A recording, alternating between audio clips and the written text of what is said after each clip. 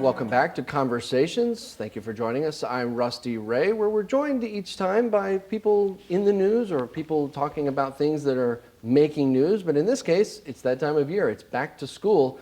So we thought we'd invite in superintendents from different districts across the North Metro to talk about the start of another school year. And we're happy to be joined now by Dr. Jeff Ronneberg, Superintendent of Spring Lake Park Schools. Jeff, thank you for being here. You bet. Good morning. It's the start of another school year. Yeah. COVID is still in the consideration, I would imagine, but not as much as the previous 2 years, right? Yeah, correct. It's great to have much of that behind us. So we're able to really look at starting a more normal school year. Of course, like other school districts locally and across the nation, we're still managing concerns people have around academic growth and mental health as a result of COVID, and we're putting some plans in place for that this fall, and we're excited about the year. Is it easier is a really tough way to say this, but is it easier having gone through what schools have been through to have a plan ready to go should you have to shift in any form or for any reason, whether numbers go back up or another variant or something happens? Are you more easily able to shift to a different model because of what you've already had to do? I don't know if I'd ever put the word easy with it. Yeah. Of course, now that we've done it, we're more prepared to do that. It's something that I hope that, they call it a 100-year pandemic. Let's hope that it doesn't nothing like that for another 100 years, because for our families, students, and our teaching staff and other staff, it was a momentous journey the last couple of years, and I'm so proud of the work that our teachers and staff did, as well as support that we had from families throughout our community. But so I wouldn't put the word easy, but I would say that we're obviously more prepared than we ever were before should something take place in the future that we'd have to make any type of transition for. What did you see in terms of resiliency, in terms of staff and faculty, and even families, parents, students having to make those adjustments? And how, if at all, does that translate into just the normal course of running a school district? Now you kind of have these unexpected muscles trained by everybody involved. Right. Moving forward, doing the business of a school district, does that afford any kind of other opportunities, or again, there's that word easy, make it easier to do certain things in the schools? I think there's things that we learned through the journey the past couple of years about the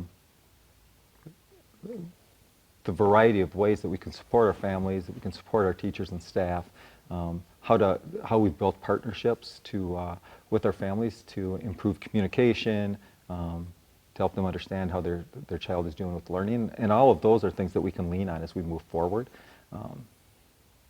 And that, again, I will kind of repeat that over and over for our teachers and staff. It's been amazing to me to see just how diligent and how committed they were to the success of each of our kids. Where are we with staffing? We hear from larger school districts that they have many vacancies still at this point, or they're in the process maybe of trying to fill or have offered positions.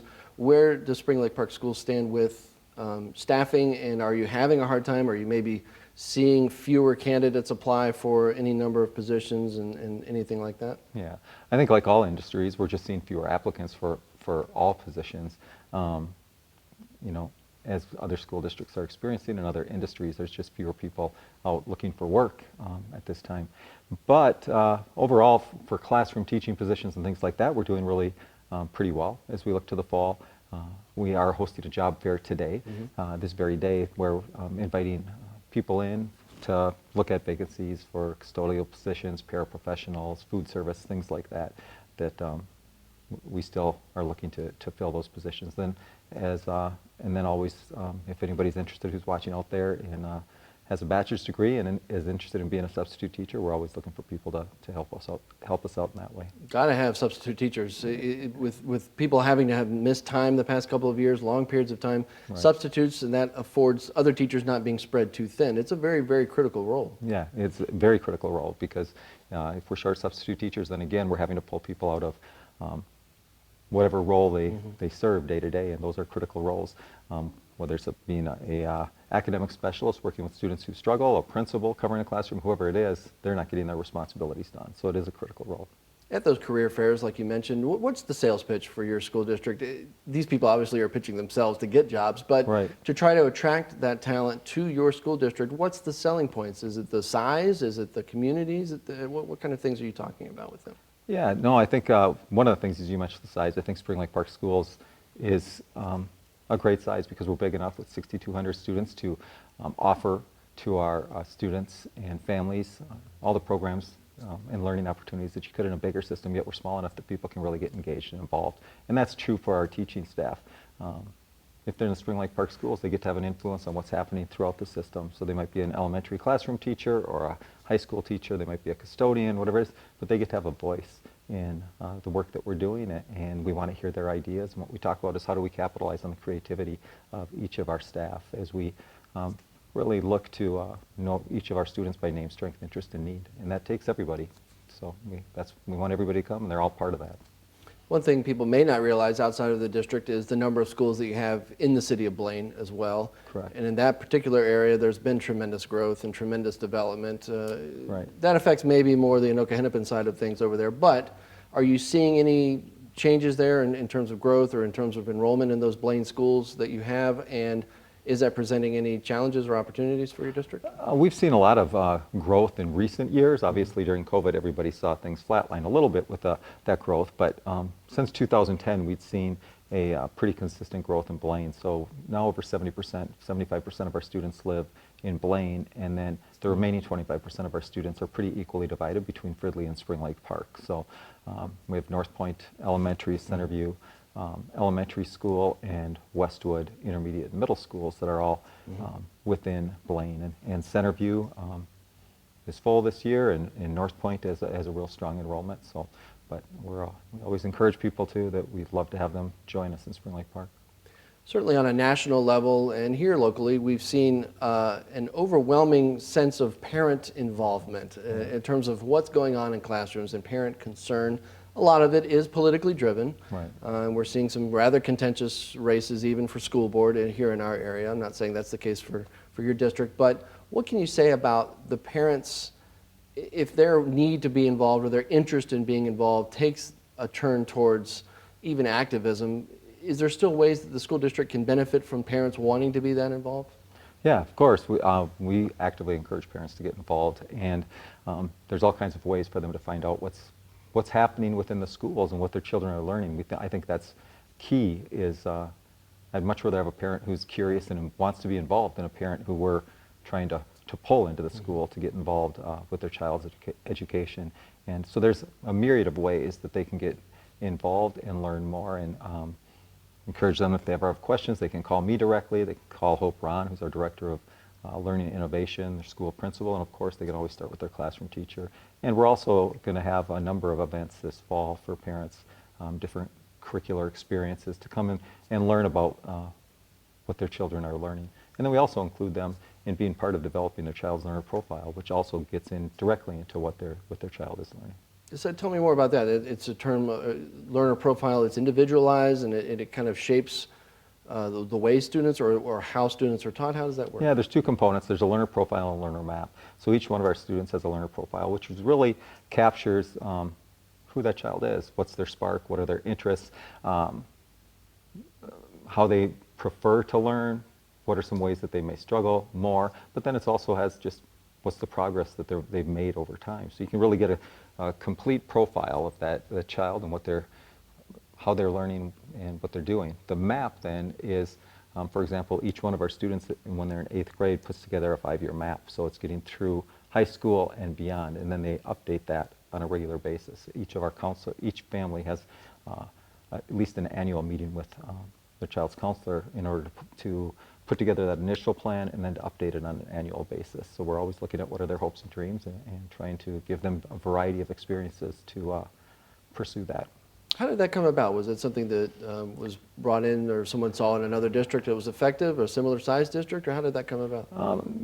I wish I could say there's another district that we're following or learning from, because that would make the work easier. Yeah. But no, it's something that in talking with families probably 7, 8 years ago, talked about this was just something that's important. And we knew that if we, innovative and personalized learning is part of what we're doing. How do we personalize learning? Well, in order to personalize learning, we have to know who the child is. It starts with who that learner is and what their needs, and that's why we always say we want to know each child by name, strength, interest, and need.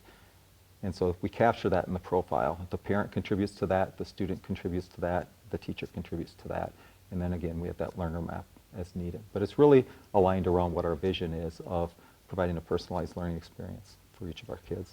Did anything in the past few years with COVID restrict parents from even trying to volunteer in classrooms or being able to volunteer, being safely able to come into the schools, and has that changed back to more normal now? Yeah, of course. The last couple of years, unfortunately, we weren't able to have people in the schools like we have in the past. But yeah, this year we're excited to be able to have parents who are interested in volunteering, being able to do that again.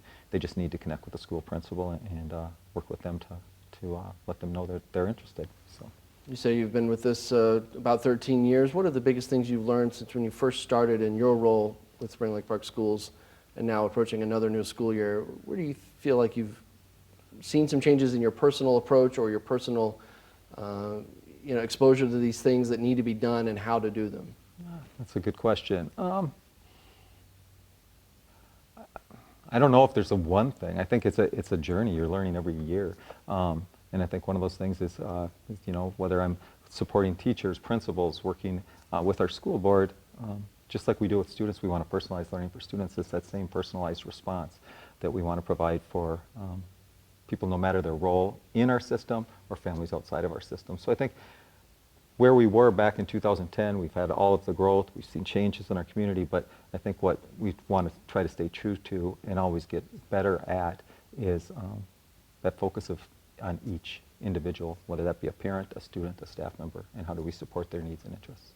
And as you're looking at this new school year, is there anything specific you're looking forward to, whether it's the same every year that you can get excited about and can see certain progress or whatever, or is there something particular about this 22-23 school year that you're already looking forward to? I'm just looking forward to, after the last couple of years, it's just really exciting to have a year that feels like we're able to focus on student learning. We're able to focus on student activities and getting kids really engaged, getting the community back out to our events. So I think that's what I'm most excited about, is being able to really advance the work that we do within our schools, but also a key part of schools is fostering that spark for each of our kids and getting them involved in activities, and all of that just feels like we're going to be able to do, I don't want to say back to normal because it's new, it's fall of 2022, but we're able to do that in ways we haven't been able to do in the last 2 years, and that's what I'm really excited about. Yeah, even normal has shifted and that can be improved, and that could be better than it was or enhanced than it was, perhaps. Exactly. All right, Jeff, thank you for your time today. We appreciate you coming by. You bet. Thank you.